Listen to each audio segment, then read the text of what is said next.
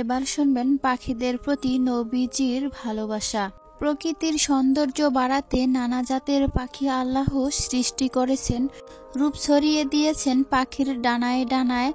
শুধু স্রষ্টার আনুগত্যের নয়, পাখির সৌন্দর্যের কারণেই পাখির প্রতি মানুষের ভালোবাসা জন্মায়। শিশুর কোমল হৃদয়ে পাখির প্রতি ভালোবাসা, বাউলের গানে পাখির সুর, কবিতার পংক্তিমালাও পাখির উপমা। ভোরের আলো জেগে ওঠার সঙ্গে সঙ্গে যারা কর্মমুখর দিনকে স্বাগত জানায়, সেই প্রকৃতিবান্ধব পাখিদের প্রতি মানুষের সহানুভূতিশীল করে তোলার জন্য পবিত্র কোরআনে বিভিন্ন স্থানে আল্লাহ পাক পাখি প্রসঙ্গ টেনে এনেছেন। হযরত ইব্রাহিম, ইউসুফ, দাউদ, সুলাইমান এবং ঈসা আলাইহিসসালাম এর কাহিনীতে পাখির বিবরণ রয়েছে। হুদহুদ নামে একটি পাখি ছিল হযরত সুলাইমান আলাইহিসসালাম এর বিশ্বস্ত গুপ্তচর ও সংবাদবাহক। সুলাইমান বিহঙ্গ দলের সন্ধান নিয়ে বলল, ব্যাপার কি? হুদহুদকে দেখছি না যে, সে অনুপস্থিত নাকি?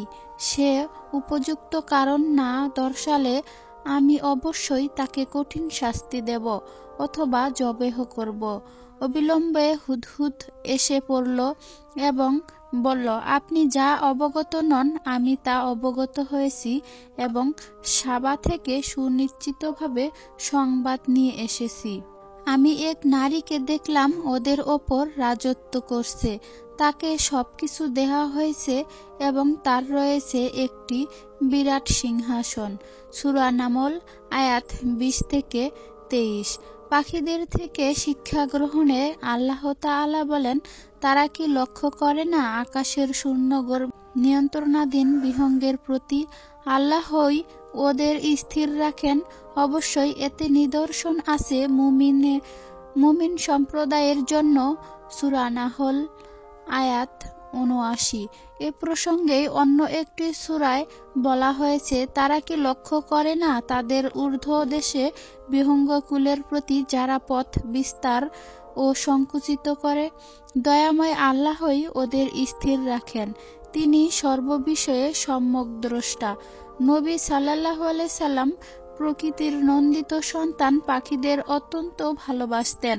আল্লাহর এ অনুপম সুন্দর সৃষ্টির প্রতি ছিল তার গভীর আকর্ষণ এবং অনুকম্পা। শুধু তাই নয়, আল্লাহর প্রত্যেক সৃষ্টির প্রতি ছিল তার অগাধ প্রেম ও ভালোবাসা। একদিন আমাদের প্রিয় নবী সাল্লাল্লাহু আলাইহি সাল্লাম তার সাহাবাদের নিয়ে বসে ইসলামকে মানবতার দুয়ারে পৌঁছে দেওয়ার জন্য পরামর্শ করছিলেন।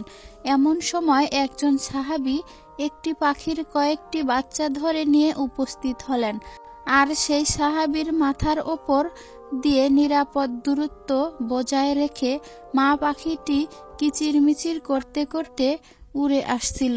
নির্মম দৃশ্যটি দৃষ্টিকুলের মহান বন্ধু আল্লাহর নবী সাল্লাল্লাহু আলাইহি সাল্লাম এর দৃষ্টিগোচর হতেই তার অন্তর যেন অজানা ব্যথায় ব্যথিত হল। সন্তানহারা মা পাখিটির আহাজারি যেন নবীজির কোমল হৃদয়ের বিষাক্ত তীরের মতো বিঁধল।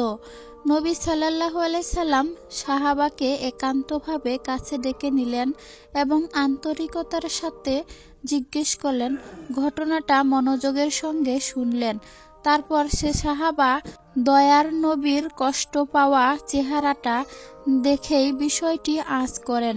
নবী সাল্লাল্লাহু আলাইহি সাল্লাম সাহাবাকে পাখিটি রেখে আসার কথা বলতেই সাহাবা দ্রুত হেঁটে স্বস্থানে পাখিটির বাচ্চাটাকে রেখে আসলেন।